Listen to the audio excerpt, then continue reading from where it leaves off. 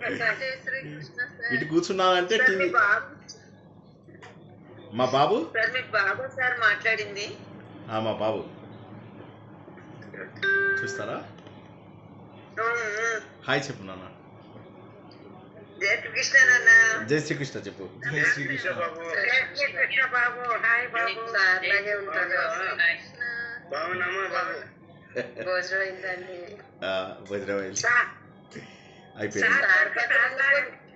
Sir పక్కనుంటే బాగుంటారండి. ఆయనతో మనం క్లాస్ ఉంటేనే బాగుంటాం. ఆయన అబ్బాయిలు ఇంకా బాగుంటారండి. మీ పాపను కూడా చూపించండి. పాప అక్కడ యుఎస్ లోనే ఉంది కదా. ఈసారి వచ్చినప్పుడు చూపించండి. సరే రికార్డింగ్ స్టార్ట్ చేసాం. అంతరాయతి విరూపశాంతయే శాంత పావనమచింత్య వైభవం తం నరం వపుషి కుంజరం ముఖే మన్మహే కిమపి తుందిలం మహః వసుదేవసుతం దేవం కంసచానూరమర్దనం దేవకీ పరమానందం కృష్ణం వందే జగద్గురుం. జననీ జన్మభూమిశ్చ స్వర్గాదపి గరీయసి. మాతృదేవో భవ. భగవద్బంధువులకు, ఆత్మస్వరూపులకు, సత్యాన్వేషులకు స్వాగతం, సుస్వాగతం. సంస్కృత మహాకావ్యాలు మన సంస్కృతి, మన చరిత్ర, మన ధర్మం అన్నీ కూడా సంస్కృత భాషలోనే మనకు అందుబాటులో ఉన్నాయన్న సంగతి మనం తెలుసుకుందాం. అయితే అందుకని చెప్పేసి మొదట్లో ఏం చేశారు అంటే మన వేదాలు, పురాణాలు వీటి ఆధారంగా కావ్యాలు రాయడం మొదలెట్టారు. ఈ కావ్యాలలో కూడా ప్రత్యేకమైనటువంటి లక్షణాలు. అయితే ఈ లక్షణాలలో ఎక్కడా కూడా హీరోని తక్కువ చెయ్యరు. ఈ పాయింట్ మనము చాలాసార్లు తెలుసుకున్నాం. హీరో ఎప్పుడు కూడా ఉదాత్తమైనటువంటి లక్షణాలను కలిగి ఉండాలి. తర్వాత అందులో యుద్ధాలు ఉండాలి, రాజనీతి ఉండాలి, ప్రకృతి వర్ణన ఉండాలి. ఇవన్నీ చాలా ముఖ్యం. అప్పుడు మహాకావ్యాలుగా వాటిని చెప్తారు అని చెప్పి తెలుసుకున్నాం. భారవి చిన్నప్పటి నుంచి అందరి దగ్గర గొప్ప పేరు తెచ్చుకున్నాడు. ప్రతి ఒక్కరి దగ్గర, ఒక్క తండ్రి దగ్గర తప్ప. బాధపడ్డాడు, మా నాన్నగారు నన్ను పొగడడం లేదు, అందరి ముందు కూడా అందరూ పొగిడినా కూడా మా నాన్నగారు పొగడడం లేదు అని చెప్పేసి బాధపడ్డాడు.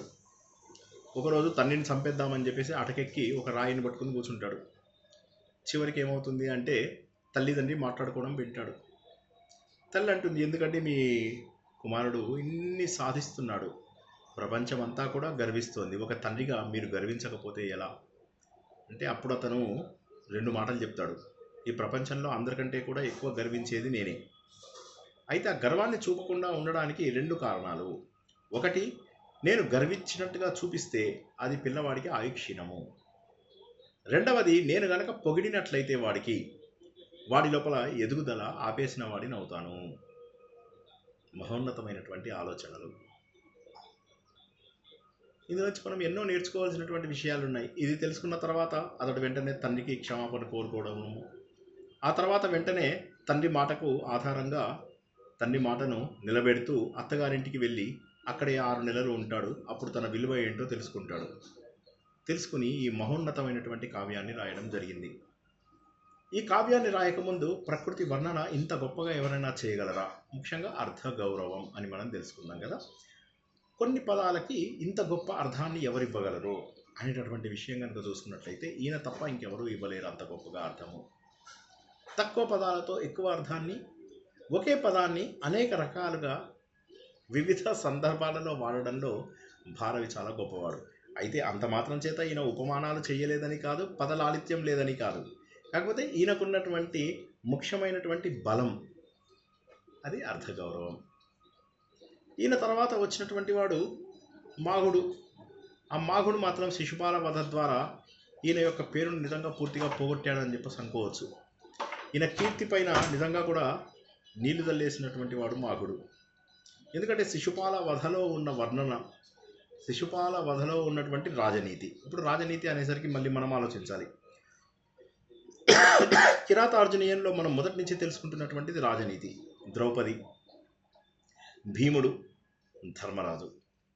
అర్జునుడు, వీళ్ళ పాత్రలు, అందులో ఉదాత్తమైనటువంటి లక్షణాలు, వారిలో ఉన్నటువంటి ఆవేశం, వారిలో ఉన్నటువంటి వివిధ భావాలను ఎలా పలికించాడు ఎన్నో రకాల ఉపమానాల ద్వారా, వీరరసము, శాంతరసము, వీటిని అద్భుతంగా పండిస్తూ మనకు 3-4 సరగలని పూర్తి చేసుకున్నాము. చివరికి వారు తెలుసుకున్నది ఏంటంటే, మనకు కావలసినటువంటిది ఏంటంటే మనం బలాన్ని సంపాదించాలి. ఇప్పుడు మనం వెళ్ళిపోయే యుద్ధం లోపల వారిని గెలవలేము, మన శత్రువులని గెలవలేము.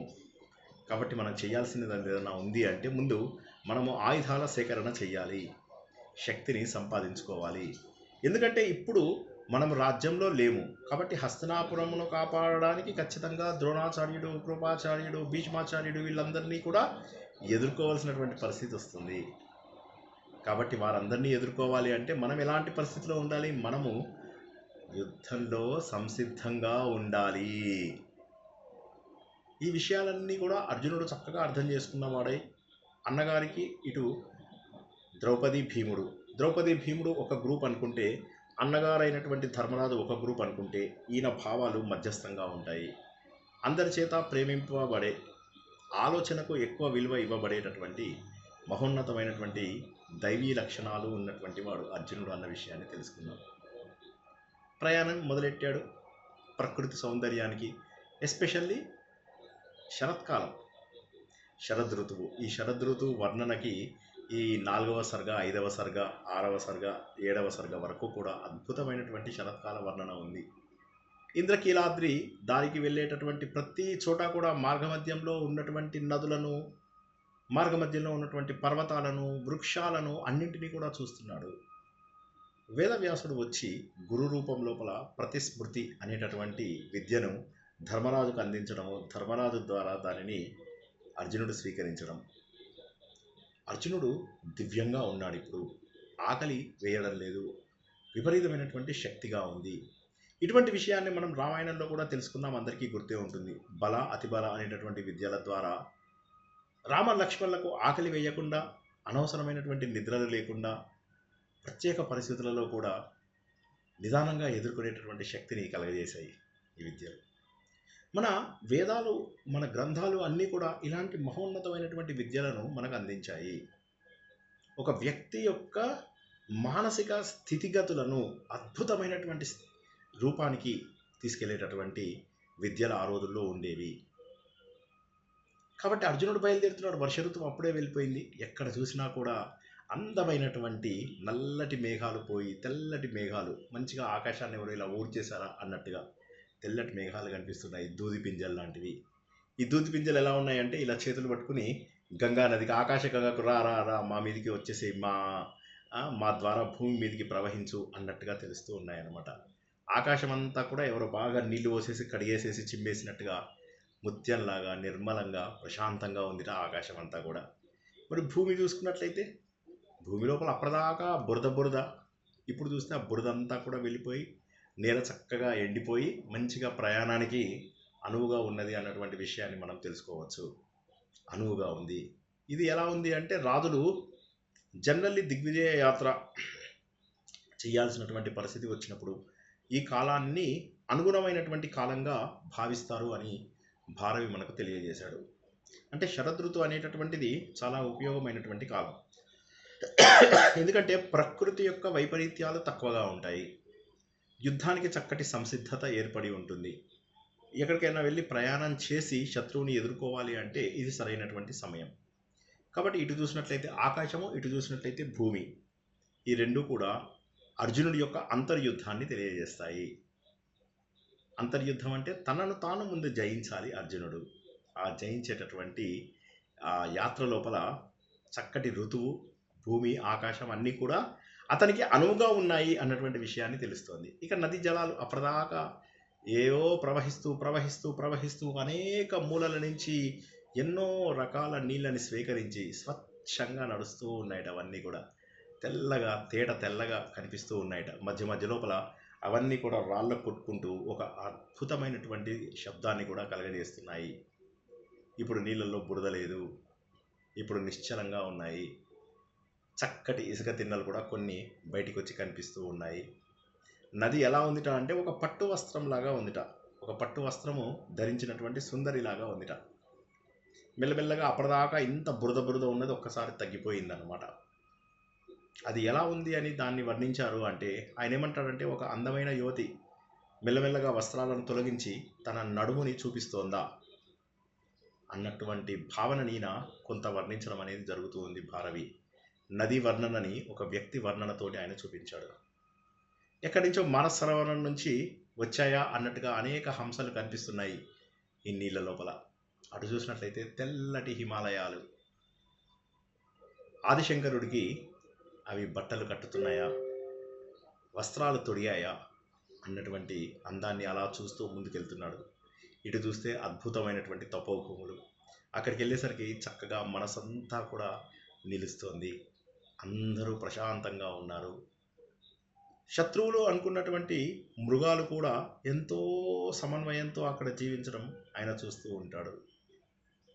ఇక పుష్పాలు, తామర పుష్పాలు, చెరువులన్నీ కూడా ఎలా ఉన్నాయంటే మంచిగా వికసించినటువంటి పద్మాలలాగా ఉన్నాయి.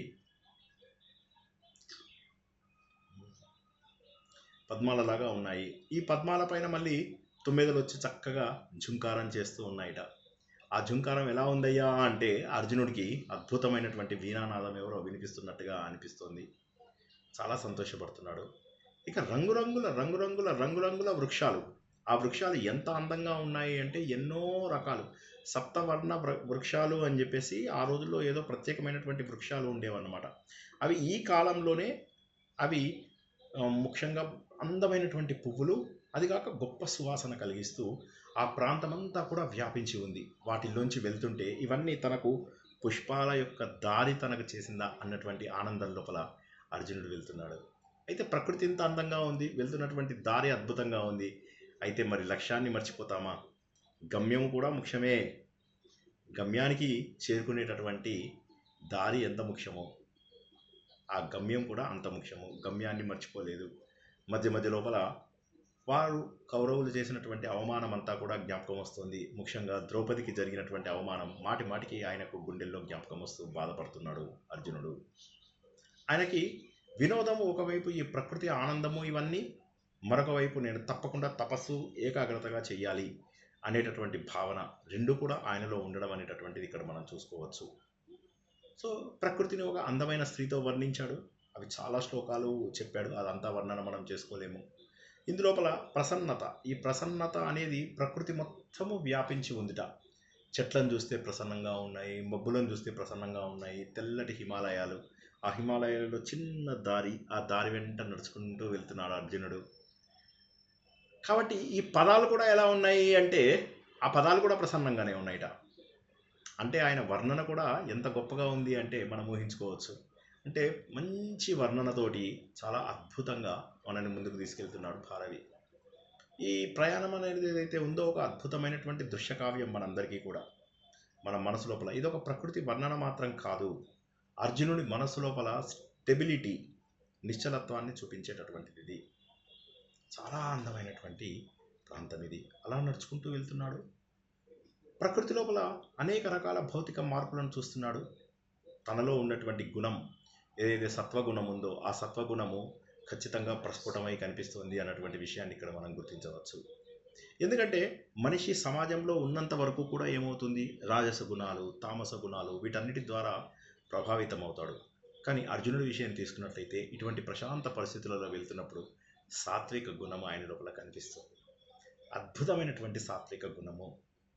దీన్ని మనం ఇందాక చెప్పుకున్నటువంటి శరత్కాలం రాగానే బురదతో కూడిన వర్షపు నీరంతా పోయి ఎలా ప్రశాంతంగా ఉంది అనే వర్ణనను ఎలా చెప్పాడు అంటే, సజ్జనుడి మనసు లోపల ఏదైనా టెంపరీగా కోపం వచ్చినా కూడా ఆ కోపం తగ్గిపోయిన తర్వాత అతడి మనస్సు ఎంత ప్రశాంతంగా ఉందో అంత ప్రశాంతంగా ఉన్నాయి ఈ భూమి, ఈ నేల, ఈ బురద పోయి ప్రశాంతంగా ఉన్నటువంటి వాతావరణము అని. అంటే చక్కటి వర్ణన ఇస్తున్నాడు ఆయన.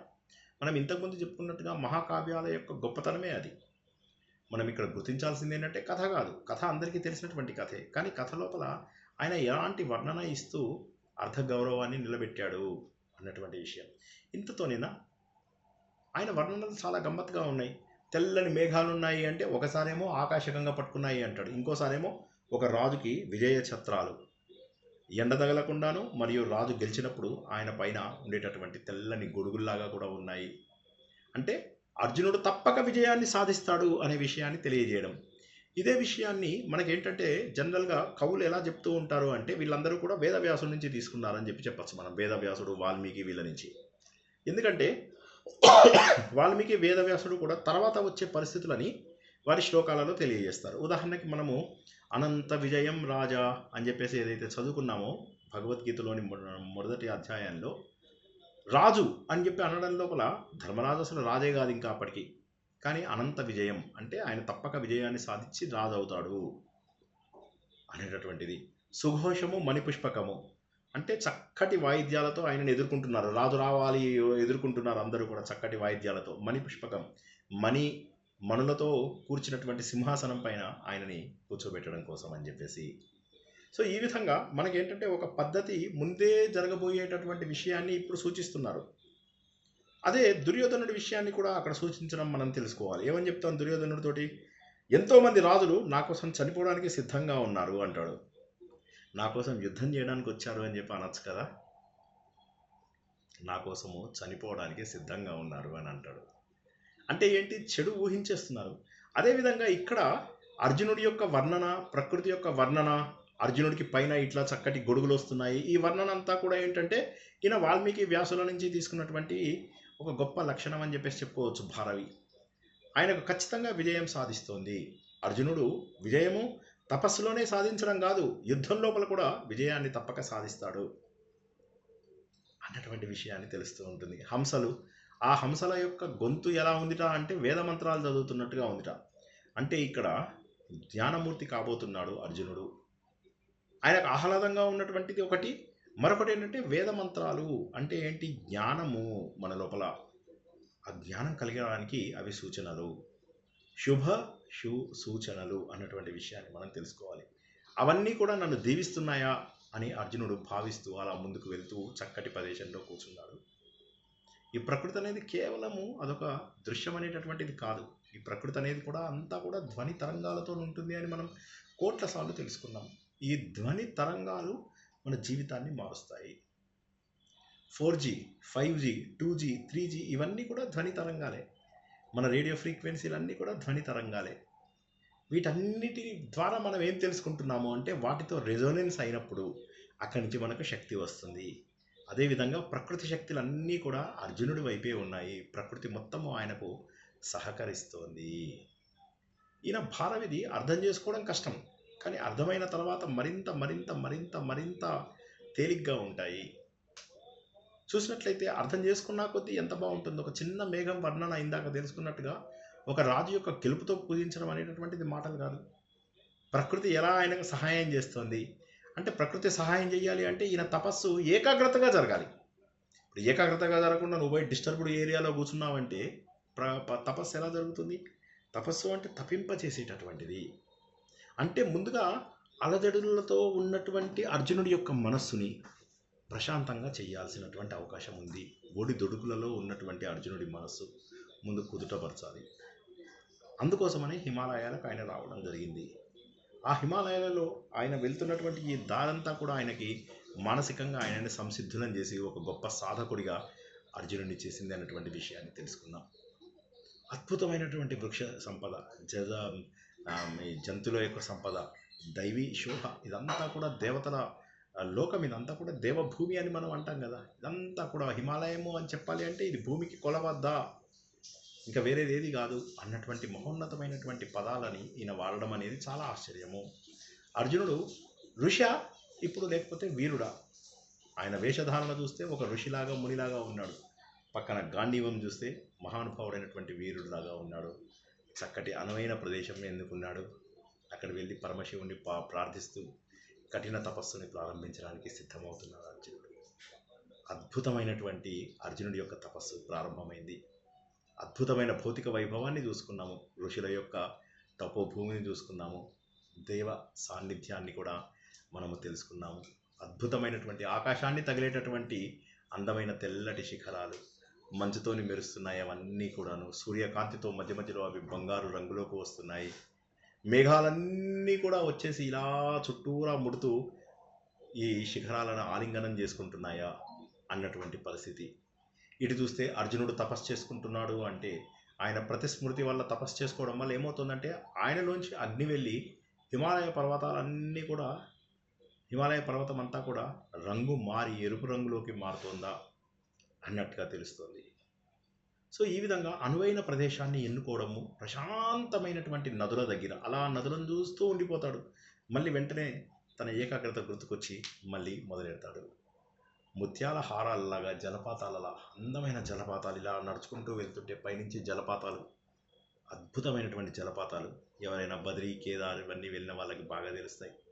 ఎన్నో జలపాతాలు, అద్భుతమైనటువంటి జలపాతాలు. మధ్య మధ్యలో గర్జన, మన అలకానంద తర్వాత సరస్వతి నది ఎంత గర్జనలు చేస్తాయి.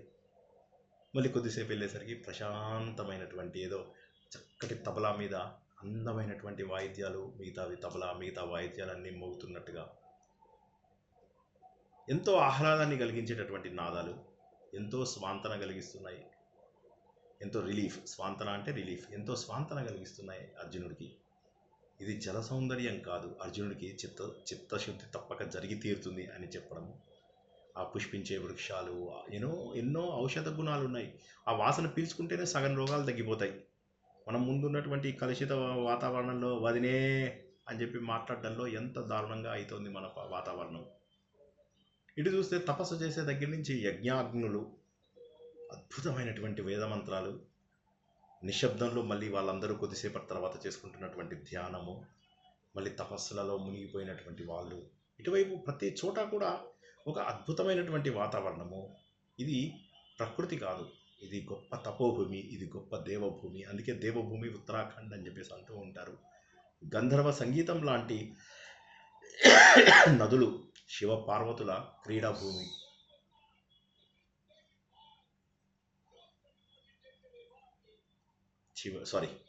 దేవతల సంచారం, ఇవన్నీ కూడా అర్జునుడిని ముగ్ధుని చేస్తున్నాయి. చాలా అద్భుతమైనటువంటిది. అన్ని వృక్షాలు ఈయనకి నమస్కరిస్తున్నాయా, పుష్పాలన్నీ కూడా ఈయన మీద కురుస్తున్నాయా అన్నటువంటి అద్భుతమైనటువంటి ప్రదేశం లోపల ఈయన కూర్చుని తపస్సు చేయడం ప్రారంభించాడు. అద్భుతమైనటువంటి తపస్సు చేస్తున్నాడు. మామూలు తపస్సు కాదు, ప్రతిరోజు ఎక్కువ సమయాన్ని తపస్సు చేస్తూ మళ్ళీ కళ్ళు తెరిచి చూసి ప్రకృతి సౌందర్యాన్నంతా కూడా చూస్తున్నాడు. మళ్ళీ వెళ్ళి నదుల దగ్గరికి వెళ్ళి ఆ శబ్దాన్ని వింటున్నాడు. మళ్ళీ వచ్చి అద్భుతమైనటువంటి సాధనలు చేస్తున్నాడు. చిత్తశుద్ధి జరిగింది. కావలసినటువంటి చిత్తశుద్ధి కలిగితే కానీ తర్వాత మెట్టైనటువంటి ధ్యానం మనకు అవకాశం లేదు. ఇదే మనం భగవద్గీతలో కూడా తెలుసుకున్నాం. మొదటి 5 అధ్యాయాలలో వచ్చినటువంటి చిత్తశుద్ధి, క్లెన్జింగ్ ఆఫ్ మైండ్, ఇక్కడున్న చెత్తని అలా బయట పారేయడం, అది జరిగిన తర్వాతనే మనకు 6వ అధ్యాయం లోపల అద్భుతమైనటువంటి ధ్యానం కుదిరింది అన్నటువంటి విషయం మనము తెలుసుకున్నాం. మధ్యలో నా వాయిస్ వినిపిస్తుందండి? ఎవరో మధ్యలో మాట్లాడుతున్నట్టుగా ఉంది. వాయిస్ క్లియర్గానే ఉందా? అంటే మధ్యలో ఎవరో మాట్లాడుతున్నట్టుగా అనిపిస్తుంటే అది ఓకే. సో అది అందరికీ క్లియర్గా ఉంటే చాలు. ఓకే. సో కాబట్టి ఇలా చేస్తున్నాడు, అద్భుతమైనటువంటిది. అయితే మరి ఇతను చేస్తున్నటువంటిది గాఢమైన తపస్సా లేకపోతే ఎటువంటి తపస్సు? ఇతడు ఇంద్రియాలను నిగ్రహం చేసుకోగలుగుతాడా? ఇంద్రియాలకు లోబడతాడా? ఏమీ తెలియదు, ఏ విధంగానూ కూడా అర్థం కాదు. అంటే ఈ కఠిన తపస్సుతోటి దేవతా లోకాలన్నీ కూడా తల్లడిల్లిపోతున్నాయి. ఆ సమయం లోపల ఇంద్రుడు అనుకుంటాడు అనమాట, 2 రకాలు. ఇంద్రుడు మిగతా వాళ్ళందరి సమయం లోపల ఏంటంటే వీరు తన సింహాసనానికి ఎటువంటి ప్రమాదం కలిగిస్తారో అని చెప్పేసి ఇంద్రుడు అనుకోవడం ఒకటి. కాకపోతే ఇక్కడ జరుగుతున్నటువంటిది అది కాదు. తన కుమారుడైనటువంటి అర్జునుడు, ఆయన దీక్ష ఎలా ఉంది? ఆ దీక్ష సరిపోతుందా? ఈ దీక్షలో పరమేశ్వరుని తపస్సు చేయడం అనేది మాటలు కాదు. అందులోపల కాలం గడుస్తున్న కొద్దీ, కృతయుగంలో ఓకే, త్రేతాయుగంలో ఓకే, ద్వాపరయుగం వచ్చిందంటే మరింత కష్టం, కలియుగంలో పూర్తిగా కష్టం. ఆయన తపస్సు ఎలా ఉంది? ఈ తపస్సు సరిపోతుందా? ఈ తపస్సులో సాధన ఎలా ఉంది? ఇంద్రియాలపైన నిగ్రహం ఉన్నదా లేదా? ఉంది. ఇప్పుడు ఏ ఇబ్బంది లేనంత వరకు ఏమీ లేదు. వృద్ధనారి పతివ్రత అంతే, ఏముంది అలా కూర్చున్నాడు. ఏమీ అలా కాదు. ఇతను నిజంగా ఇంద్రియాలని నిగ్రహించుకోగలుగుతున్నాడా లేదా? సో ఇందులో మెయిన్ ఇంద్రుడు ఆలోచిస్తాడు. ముందేమో ఆందోళన చెందుతాడు, ఇది ఇంత పెద్ద తపస్సు ఎలా పూనుకున్నాడు అని. కానీ తపస్సు చేయవలసిందే, తప్పదు. కొంతమంది అడుగుతారు ఇంద్రుడి దగ్గరికి వచ్చి, ఆయన వచ్చాడని ఎందుకోసం ఇంత తపస్సు చేస్తున్నాడు? బహుశా ఆయన తేజస్సు ఏదైతే ఉందో అది మన స్వర్గలోకాన్ని అంతా కూడా ఉక్కిరి బిక్కిరి చేస్తుంది కదా.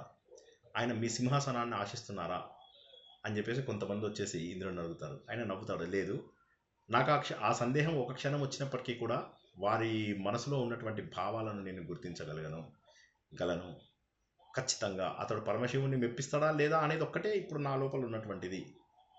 పరమశివుణ్ణి ఒప్పించాలి అంటే ఇంద్రియాలను తను నిగ్రహించుకోగలుగుతాడా లేదా. కాబట్టి నేనేం చేస్తానంటే నా దగ్గర కొన్ని శక్తివంతమైనటువంటి ఆయుధాలు ఉన్నాయి. అవేంటి అంటే అప్సరసలు, నీటి తత్వాన్ని కలిగి ఉన్నటువంటి వారు. ఆపము అంటే నీరు. సో కాబట్టి ఆ తత్వము ఉన్నటువంటి అప్సరసలు అంటే కేవలము అందంగా ఉన్నటువంటి వారు కాదు. అందంగా ఉండడము ఒకటైతే పాటల లోపల, వాయిద్యాల లోపల, నృత్యం లోపల చిన్న చెవులకున్న పట్టీలు కదిలినా కూడా ఆ శబ్దానికి మంత్రముగ్ధులై సగం మంది ఋషులు మానేస్తారు, సగం మంది మానేస్తారు, వాళ్ళ చేసేటటువంటి తపస్సును మానేస్తారు. చిన్నగా జూకాలు ఇలా టచ్ అయితే చాలు, ఆ సౌండ్ వినిపిస్తే చాలు, అయిపోయింది. ఏమీ చేయక్కర్లా, వారి సౌందర్యాన్ని కూడా చూడవలసినటువంటి అవసరం లేదు. ఎంతోమంది తపస్సులు ఎలా భంగం అవుతాయంటే రకరకాల పద్ధతులలో. అంటే చాలామంది ఏమనుకుంటారంటే అప్సరసలు చాలా అందగాత్తెలు, వాళ్ళు వచ్చేసి వీళ్ళ తపస్సుని భంగం చేస్తారు. అంత అవసరం లేదు. వాళ్ళు ఏమీ చేయకపోయినా వారిలో ఉన్నటువంటి సహజ లక్షణాలను చూసేసి చాలామంది ఇంద్రియాలను నిగ్రహించుకోలేకపోతారు. సో కాబట్టి నా దగ్గర ఉన్నటువంటి పవర్ఫుల్ అస్త్రాలు ఈ అప్సరసలు. వీరిని నేను తప్పకుండా పంపిస్తాను. రంభ, ఊర్వశి, మేనక, తిలోత్తమ వీళ్ళందరూ మనకు తెలిసిన వాళ్ళే కదా. అటువంటి వారిని చాలామందిని, కొంతమందిని పిలిచి అర్జునుడి ఏకాగ్రత ఎలా ఉంది, దాన్ని భంగం చేయడానికి ప్రయత్నం చేయండి అని చెప్పేసి చెప్తారనమాట. ఇక అప్సరసలు వాళ్ళు బయలుదేరుతున్నప్పుడు ఎలాంటి శబ్దాలు వస్తూ ఉంటాయి. ఇక అసలు భారవి ఎంత గొప్పగా వర్ణించాలంటే ఆ శబ్దాలు వింటే చాలు, వాళ్ళ చెవులకు ఉన్నటువంటి శబ్దాలు, వాళ్ళ కాళ్ళకు ఉన్నటువంటి గజ్జల శబ్దాలు, వారి చేతులకు ఉన్నటువంటి ఆభరణాల శబ్దాలు, ఇవన్నీ కూడా అర్జునుడికి ప్రకృతి సౌందర్యంలో ఉన్నటువంటి శబ్దాలను ఏవైతే స్వీకరించాడో వాటన్నిటికంటే కూడా గొప్పగా ఉన్నాయి. అంటే అర్జునుడు ఇప్పటి వరకు కూడా ప్రకృతి సౌందర్యాన్ని గుర్తిస్తూ తన లక్ష్యాన్ని మర్చిపోలేదు.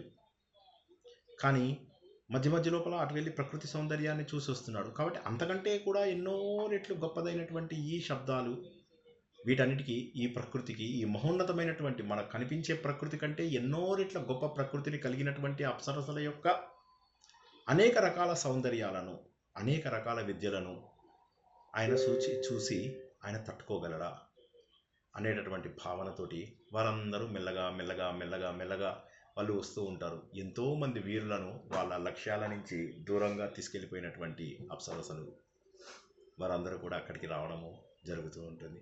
మెల్లగా వాళ్ళందరూ కూడా ఇంద్రకీలాద్రి పర్వతానికి వస్తారు.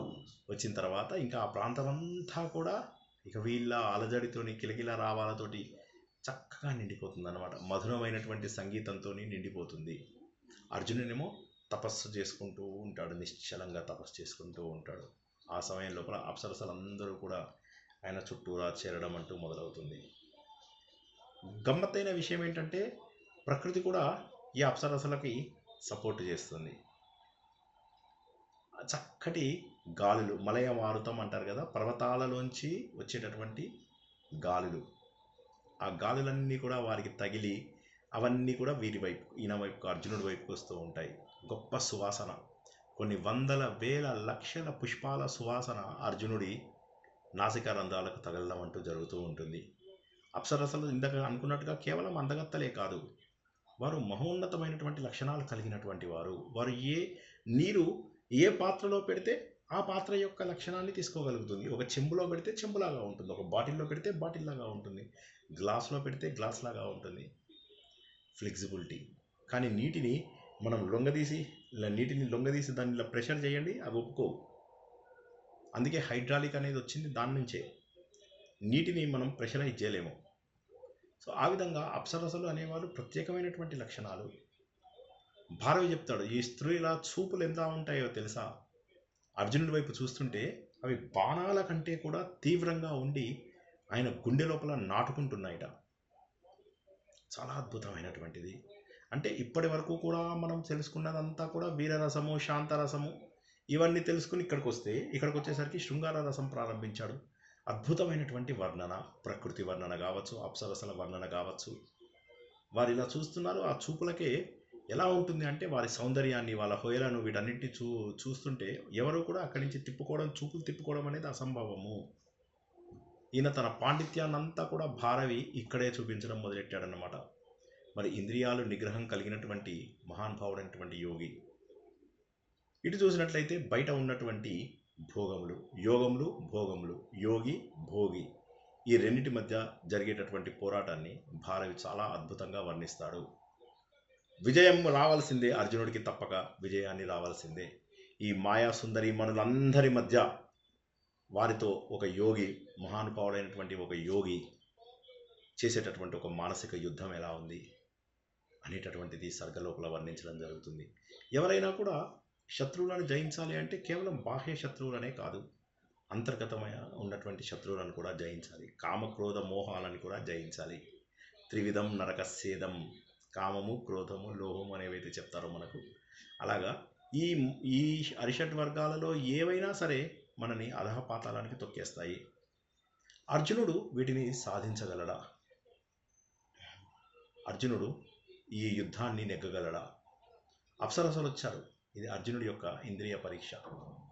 అర్జునుడు గట్టిగా నిలబడ్డాడా లేదా, అది ఆయన యొక్క సాధన స్థిరత్వం. ఇంద్రుడు సంగతి ఏంటి?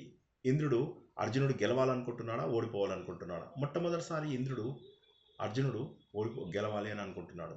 ఒక వ్యక్తి అప్సరసల ముందు గెలవాలి అని అనుకుంటున్నాడు ఇంద్రుడు. అప్పటి వరకు కూడా ప్రతి ఒక్క తపస్సు చేస్తున్నటువంటి వ్యక్తి ఇంద్రుడి యొక్క మాయాజాలంలో చిక్కుకొని ఓడిపోయేవారు.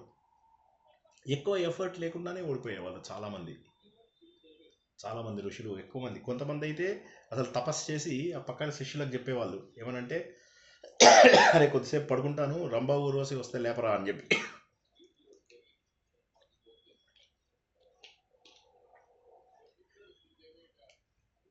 అంటే ఏంటంటే అప్సరసలని చూడడం కూడా మాటల విషయం కాదు. అది నువ్వు మహోన్నతమైనటువంటి తపస్సు చేస్తే తప్ప, అంటే నీకు ఇంద్రియాల పైన ముందు దాటాలి. ఇంద్రియాలను దాటడం అంటే ఏంటి? మళ్ళీ ఒక్కసారి ధ్యానం గురించి తెలుసుకుందాం. యమం, నియమం, ఆసనం, ప్రాణాయామం, ప్రత్యాహారం, ఈ 5 ప్రిపరేటరీ స్టెప్స్ అన్న విషయాన్ని తెలుసుకుందాం. యమము, నియమము, చెయ్యవలసినవి, చెయ్యకూడనివి. ఇవి మనకు యమ నియమాలు అద్భుతంగా తెలియజేస్తాయి. అందులోపల నా వాయిస్ అందరికీ బ్రేక్ అవుతుందండి? ఒక్కరికే బ్రేక్ అవుతుందా? అయ్యో, బ్రేక్ అవుతుందా? చూద్దాం, ఇంకొక 2 నిమిషాలు చూద్దాము. ఇలాగే బ్రేక్ అయితే నేను లింక్ పంపిస్తాను, ఆ లింక్లో జాయిన్ అవుదురు కానీ. ఓకేనా? ఇంకా అలాగే ఉందా వాయిస్?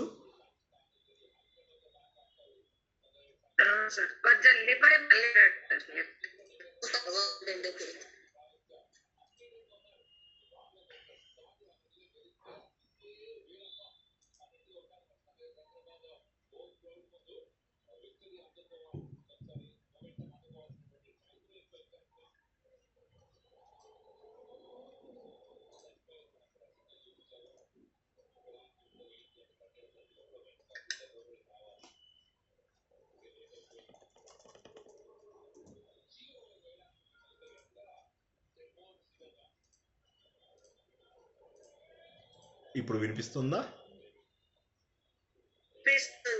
ఓకే, అయితే 5 నిమిషాల్లో ముగించుకుందాము, వచ్చే వారము కొనసాగించుకోవచ్చు.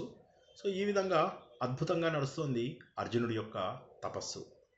నడుస్తున్న సమయం లోపల వీరందరూ చేస్తున్నటువంటి శబ్దం, యమ, నియమ, ఆసన, ప్రాణాయామ, ప్రత్యాహారాలను దాటగలిగాడు అర్జునుడు. అటువంటి వారికి మాత్రమే ధారణ, ధ్యానము అనేటటువంటివి సరిపోతాయి. ఒక వ్యక్తి ఇంద్రియాలను నిగ్రహించుకోవడము బ్రహ్మచర్యము. తర్వాత అర్జునుడు చేస్తున్నటువంటిది శాంతము, సంతోషము, శుచి, తర్వాత స్వాధ్యాయము.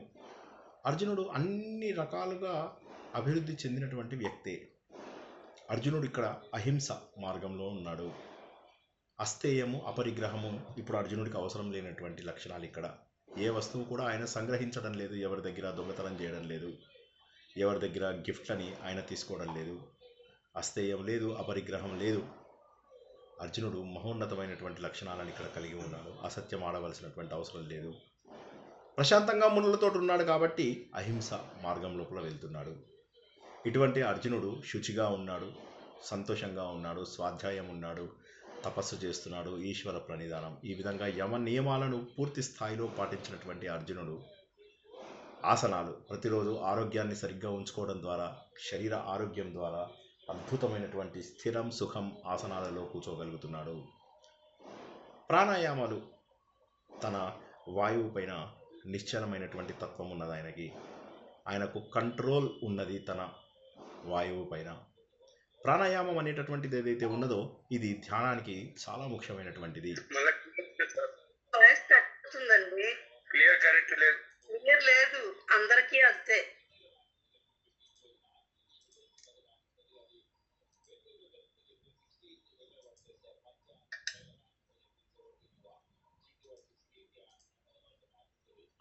ఇప్పుడు కూడా అలాగే ఉందా?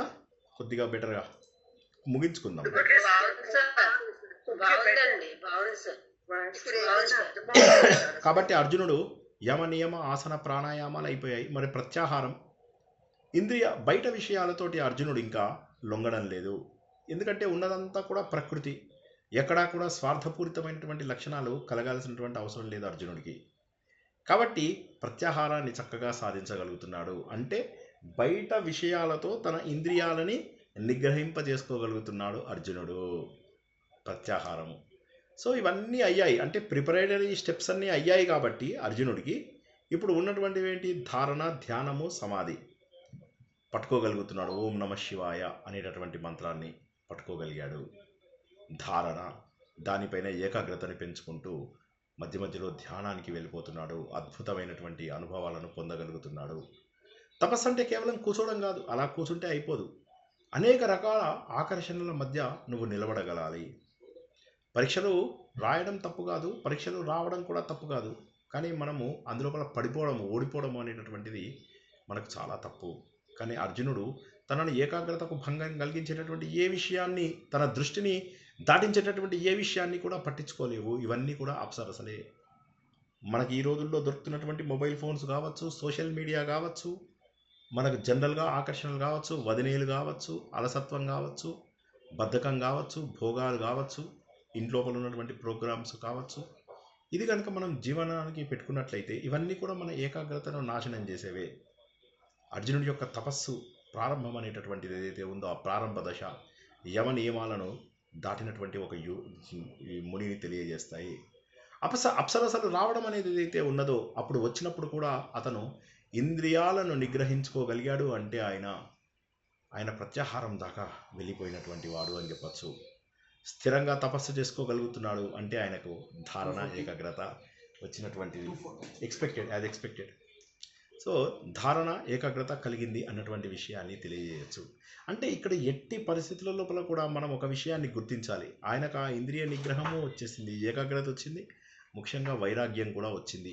ఒక సమయంలో ఎటువంటి వ్యక్తి అయినా సరే తపస్సు చేస్తే వైరాగ్యం కూడా వచ్చి తీరుతుంది. తను చేస్తున్నటువంటి తపస్సు కేవలం కోరిక కోసమే. కానీ ప్రకృతి మొత్తాన్ని చూసిన తర్వాత అర్జునుడిలో అనేక రకాల వైరాగ్యాలు కూడా కలగడం అనేది మనం గ్రహిస్తూ ఉంటాము. ఇంద్రుడెవరు? ఇంద్రియాలకు అధిపతి. దేవేంద్రుడు ఎవరైతే ఉన్నాడో తన కుమారుడు ఫెయిల్ అవ్వడం యాక్సెప్ట్ చేస్తాడా? అతను పరీక్ష చేస్తున్నాడు అంటే అర్జునుడిని కేవలం అతనిలో మనస్సు స్థిరత్వం ఎంత ఉంది అనేటటువంటి విషయాన్ని మాత్రమే ఆయన చూస్తున్నాడు. కానీ అర్జునుడు ఇటు సౌందర్యాన్ని చూడడం లేదు. వీరి అప్సరసలలో సౌందర్యాన్ని, రూపాసక్తి తగ్గిపోయింది ఆయనకి. వైరాగ్యం ద్వారా రూపాసక్తి తగ్గిపోయింది. వాళ్ళు నృత్యం చేస్తున్నాం, మనస్సు చంచలత్వం తగ్గిపోయింది ఆయనకి. ఆ నృత్యాన్ని ఆయన సాక్షిగా చూస్తున్నాడు అంతే, తనకు చంచలత్వాన్ని కలిగించలేకపోతుంది. వారి గానం ఏదైతే ఉందో అది చెవుల పడి మనస్సుని సంతోషపెట్టాలి.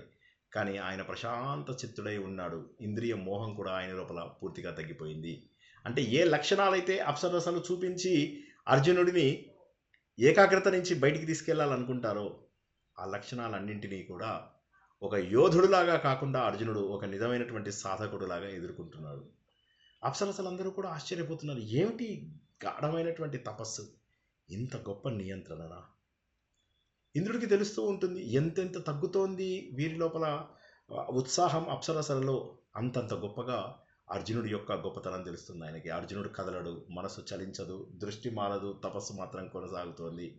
ఇదే విషయాన్ని మనం హిమాలయాలలో నరనారాయణులు తపస్సు చేసుకుంటున్నప్పుడు చూసాం.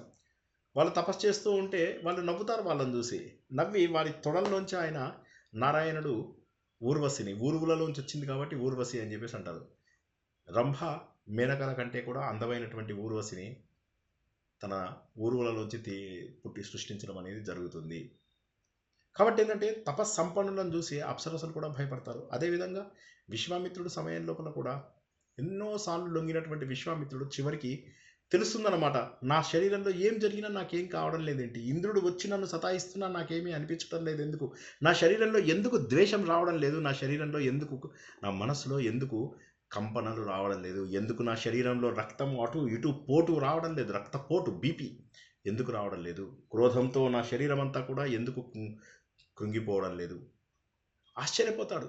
ఇప్పుడు నేను బ్రహ్మర్షిని అని నాకు ఇంకొకటి సర్టిఫై చేయాల్సినటువంటి అవసరం లేదు, ఎందుకంటే నేను నిజంగా బ్రహ్మర్షిని అప్పుడు అర్థమవుతుంది ఆయనకి ఎంత కష్టపడతాడు జీవితం లోపల. కాబట్టి ఆ స్థాయికి వచ్చిన వాళ్ళు ఎవరైతే ఉంటారో, ఆ స్థాయికి వచ్చిన వాళ్ళు వీళ్ళ చూపు, ఈ రూప సౌందర్యం కావచ్చు, శ్రవణం అనేటటువంటి సంగీతం కావచ్చు, మనస్సు అనేటటువంటి ఆకర్షణలు కావచ్చు, వీటన్నిటికీ కూడా అతీతంగా ఎదగగలుగుతారు.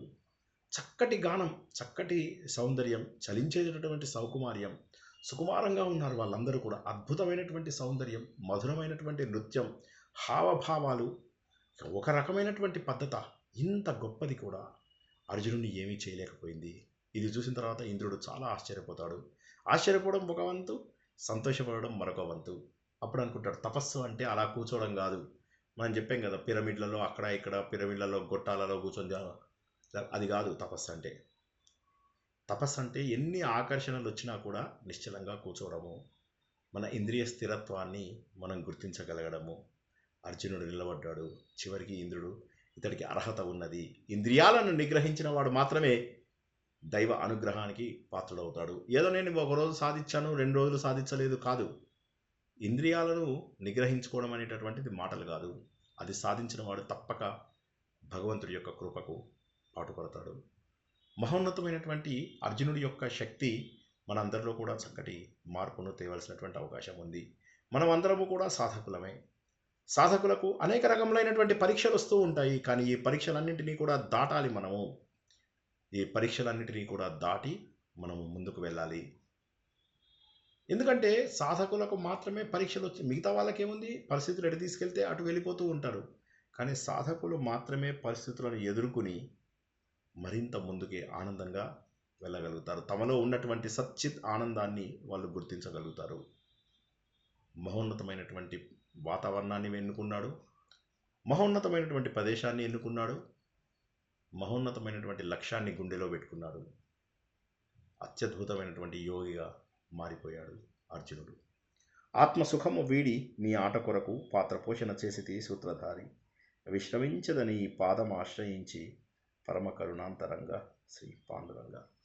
జై శ్రీకృష్ణ. వచ్చే వారము వీరు చేసినటువంటి హావభావాలు, వాళ్ళు ఆడినటువంటి జల క్రీడలు, వీటన్నిటి యొక్క విశేషాలు కూడా మనం వచ్చే వారము తెలుసుకుందాము. ఇవాళ అసలు చెప్తానని అనుకోలేదు, బాగా దగ్గు, జలుబు, తలకాయ నొప్పి అన్నీ ఉండే. అయినప్పటికీ కూడా అసలు మొత్తానికి మారడం ఎందుకు అన్నటువంటి దీంట్లోపల అందులో నాకు చాలా ఇష్టమైనటువంటి హిమాలయ ప్రకృతి వర్ణన, ఇవన్నీ చేయడం నాకు చాలా సంతోషాన్ని కలిగించింది. జై శ్రీకృష్ణ. ఎవరికైనా ఏమైనా ప్రశ్నలు ఉంటాయి? హిమాలయాలకు వెళ్ళినప్పుడు ఎవరైనా చూసారా గురువు గారు? హిమాలయాలకు వెళ్ళానన్నారు కదా, అప్పుడు ఇవన్నీ మీరు వర్ణన అంతా మీరు అక్కడ ఆల్రెడీ చూసే ఉన్నారా? అవునండి. నాకు ఎంత బాధేస్తుందంటే, హిమాలయాలు తలుచుకున్న ప్రతిసారి బాధపడతాను. నా ఆడిట్ ఏదైతే ఉన్నదో, నా ఆడిట్ ఈసారి నాకు చాలా కష్టమైన ఇదైంది. మాకు ఎవరైతే ఆడిట్ చేసే కంపెనీ వాళ్ళు ఉన్నారో వాళ్ళు సరైనటువంటి సపోర్ట్ ఇవ్వకపోవడం వల్ల కొంత ఇబ్బందులు ఎదురయ్యాయి. దానివల్ల నేను ఒక 10 రోజులు 15 రోజుల పాటు సుమారుగా మార్చ్ ఏప్రిల్లో ఋషికేశ్కి వెళ్ళే అవకాశాన్ని పోగొట్టుకున్నా. కేవలము వీళ్ళు చేసినటువంటి చిన్న చిన్న తప్పుల వల్ల ఆడిట్. ఇప్పుడు అటు వెళ్లకుండా అయిపోయింది. ముందు అక్కడ ఒక 15 రోజులు అనుకున్నాను, తర్వాత మా ఆర్ఎస్ఎస్తో ఒక 15 రోజులు, తర్వాత మళ్ళీ జూన్ లోపల హిమాలయ ఇటు వెళ్తాం కదా, యమునోత్రి, అవి అదొక 10-15 రోజులు, ఇలా ప్లాన్ వేసుకున్నాను అన్నమాట. కానీ ఇప్పుడు వెళ్ళకుండా అయిపోయింది. కానీ హిమాలయాలలో దాదాపుగా కుమావు మండలు, ఘర్వాల్ మండలు, నేపాల్ హిమాలయాసు, కాశ్మీర్ హిమాలయాస్, టిబెటన్ హిమాలయాసు, ఈస్టర్న్ హిమాలయాసు ఇంకా అన్నీ చూసేసామన్నమాట. మా పిల్లలు అంటూ ఉంటారు, ఎవరెస్ట్ ఎక్కినవాడు కూడా ఇన్నిసార్లు హిమాలయాస్కి వెళ్ళి ఉండడు అని చెప్పి అంటూ ఉంటారు. ఒక్క ఋషికేశే 25 సార్లు వెళ్ళాను. సో ఇంకా ఏముంది చెప్పండి. అవి డెఫినెట్గా అందం ఉంటాయి. మన దగ్గర కూడా ఇప్పుడు ఈస్టర్న్ ఘాట్స్, వెస్టర్న్ ఘాట్స్ ఇవి బాగుంటాయి, చాలా బాగుంటాయి. కాకపోతే హిమాలయాలు ఏంటంటే మ్యాసివ్. ఇంకా అక్కడికి వెళ్తే మీకు ఎక్కడ చూసినా ఒకవైపు కొండ, ఒకవైపు లోయ, ఒకవైపు కొండ, ఒకవైపు లోయ. ఉత్తరాఖండ్ లోపల అసలు స్ట్రెయిట్ ఏరియాస్ అంటూ మీకు ఉండవు. ఎవరన్నా రండిరా మా ఇంటికి డిన్నర్కి రండి మీరు అంతా అన్నారంటే చచ్చూరుకోవాలి. 2 కొండలు దిగాలి, 3 కొండలు ఎక్కాలి. అంత ఈజీ కాదు. ఉన్నవన్నీ కూడా ఇలా మనలాగా పెద్ద పెద్ద గ్రౌండ్స్, ప్లేన్ సర్ఫేసెస్ ఇవన్నీ ఉండవు అక్కడ వాళ్ళకి. చాలా కష్టం. అన్నీ కూడా ఒకవైపు కొండ, ఒకవైపు లోయ. ఈ లోయ లోపల నదుల ప్రవాహాలు. మనం ఇంతకుముందు అనుకున్నట్టుగా అలకానంద నుంచి మొదలెట్టేది. అలకానంద కావచ్చు, బిలాంగన కావచ్చు, తర్వాత భగీరథి కావచ్చు, పిండరగంగ కావచ్చు, ధవలగంగ కావచ్చు, సరస్వతి రివర్ కావచ్చు, తర్వాత నందాకిని రివర్ కావచ్చు, మందాకిని రివర్ కావచ్చు. ఎన్ని ఒకటా రెండా ఎన్ని రకాల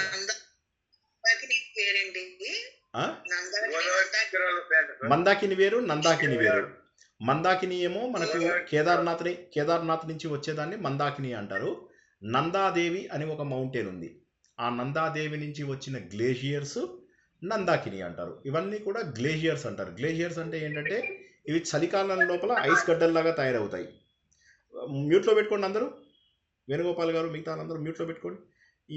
ఇవి ఏవైతే ఉంటాయో చలికాలంలో ఐస్ గడ్డలు ఫామ్ అవుతూ ఉంటాయి. ఎండాకాలంలో కరుగుతూ అందులోంచి నీళ్ళన్నీ వస్తూ ఉంటాయి. సో అలా అన్నమాట. కాబట్టి ఇది పెరెన్నియల్ రివర్స్ అంటారు. అంటే ఎప్పటికీ కూడా ప్రవహిస్తూనే ఉంటాయి ఇవి.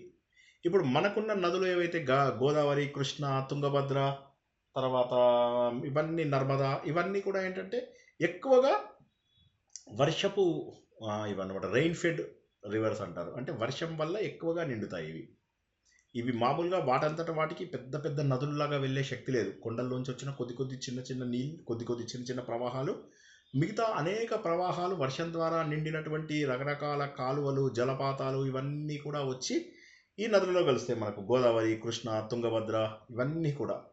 తుంగభద్ర అనేది మళ్ళీ 2 రివర్స్, తుంగ, భద్ర అని. సో అట్లాగా ఆ నదులు ఇవన్నీ కూడా మనకు మహానది ఇవన్నీ కూడా మనకి ఇక్కడ ఇవి కూడా కొండల్లోంచే వస్తాయి. కానీ హిమాలయాల్లో ఏంటంటే ఇంకా అసలు నిరంతరము ప్రవాహం కదా. అక్కడ ఐస్ గడ్డలు. ఒకసారి మీరు కొద్దిగా బదిరీ దాటారంటే మీకు ఏ టైంలో మీరు ఎండాకాలంలో వెళ్ళినా కూడా మీకు మంచి శిఖరాలు కనిపిస్తాయి. దానికి కారణం ఏంటంటే ఒక పర్టికులర్ పాయింట్ పైన ఫ్రీజింగ్ పాయింట్ ఇంకా అది దాన్ని దాటదు. ఇంకా దానివల్ల ఏమవుతుందంటే అక్కడ ఎప్పుడు మీరు ఏ సమయంలో వెళ్ళినా కూడా మీకు తెల్లటి శిఖరాలే కనిపిస్తూ ఉంటాయి. మళ్ళీ అది కాక ఏమవుతుంది ఏంటమ్మా, అందుకే మన వైపు నదుల్లో నీళ్లు ఉండవు ఉంటాయి. కరెక్ట్. అవును, వీటిని అవును. ఇవి పెరెన్నియల్ రివర్స్ ఏవైతే ఉంటాయో, ఏవి పెరెన్నియల్ రివర్స్ అంటే గంగా, యమున, తర్వాత సింధు, బ్రహ్మపుత్ర, ఇవి ఏవైతే ఉంటాయో ఇవి నిరంతరము కూడా మీకు నీళ్ళతోనే ఉంటాయి. అసలు అవి నీళ్ళు తగ్గడం కొద్దిగా ఉంటుందేమో కానీ బట్ ఎప్పుడూ భయంకరంగా ప్రవహిస్తూనే ఉంటాయి. మీరు ఎప్పుడు స్నానం చేసినా కూడా ఐస్ గడ్డల్లాగానే ఉంటాయి. మీకు అట్లీస్ట్ శివాలిక్ రేంజ్ వచ్చే వరకు, శివాలిక్ రేంజ్ అంటే ఋషికేశ్, హరిద్వార్ వచ్చే వరకు కూడా చల్లగానే ఉంటాయి. బయటేమో ఎండ ఎలా ఉంటుందంటే మన విజయవాడ, గుంటూరులో ఉన్నటువంటి హ్యూమిడిటీ, భయంకరమైన శరీరాన్ని కాల్చేటటువంటి వేడి. బాబోయ్, నీళ్ళని చూడగానే ఆనందం వేసి నీళ్ళలోకి దిగితే చల్లటి నీళ్లు, ఐస్ గడ్డల్ లాంటి నీళ్లు. సో చాలా విచిత్రమైనటువంటివి ఈ హరిద్వార్, ఋషికేశ్ వరకు ఉన్నటువంటి ఇక హిమానీ నదాలు. ఇవి ఎప్పుడు ప్రవహిస్తూనే ఉంటాయి. అసలు ఆశ్చర్యం అనిపిస్తూ ఉంటుంది, ఇవి ఎక్కడికి వెళ్తున్నాయి, ఎందుకు ఇంత ఫాస్ట్గా వెళ్ళిపోతూనే ఉంటాయి. అవి అలా వెళ్తూనే ఉంటాయి, స్పీడ్గా వెళ్ళిపోతూనే ఉంటాయి. ఎక్కడికి వెళ్తున్నాయి ఇవన్నీ? ఇటు చూస్తే మన ఈ సట్లెజ్, బియాస్, రావి, జీవనదులు, సట్లెజ్, బియాస్, రావి ఇవన్నీ ఏవైతే ఉన్నాయో ఇవన్నీ కూడా మళ్ళీ అల్టిమేట్గా వెళ్ళి సింధు నదిలో కలుస్తాయి. సప్త సింధు అంటారు. అందులోపల వెళ్ళి కలిసిపోతాయి. మళ్ళీ కలిసిపోయిన తర్వాత ఆ సింధు నది కాస్త మనకు వెళ్ళి పాకిస్తాన్ లోపల మన సింధు రాష్ట్రాన్నంతా కూడా ఇది చేసి ఫైనల్లీ అరేబియా సముద్రంలో కలుస్తుందన్నమాట. సో చాలా అద్భుతమైనటువంటిది. పాకిస్తాన్లో కూడా పంజాబ్ ఉంటుంది, పంజాబు సింధు. సో ఆ రాష్ట్రాల గుండా ప్రవహించి చివరికి అది ఇందులోపలికి చేరిపోతుంది. ఇది మన అరేబియా సముద్రం అంటాం కదా, పశ్చిమ సముద్రము అని. ఆ పశ్చిమ సముద్రంలో కలిసిపోతాయి అన్నమాట. ఇటు సైడ్ మనవి మాత్రము ఏదైతే మన నదులు ఏవైతే ఉన్నాయో గంగా, తర్వాత సరస్వతి, యమున, ఇవన్నీ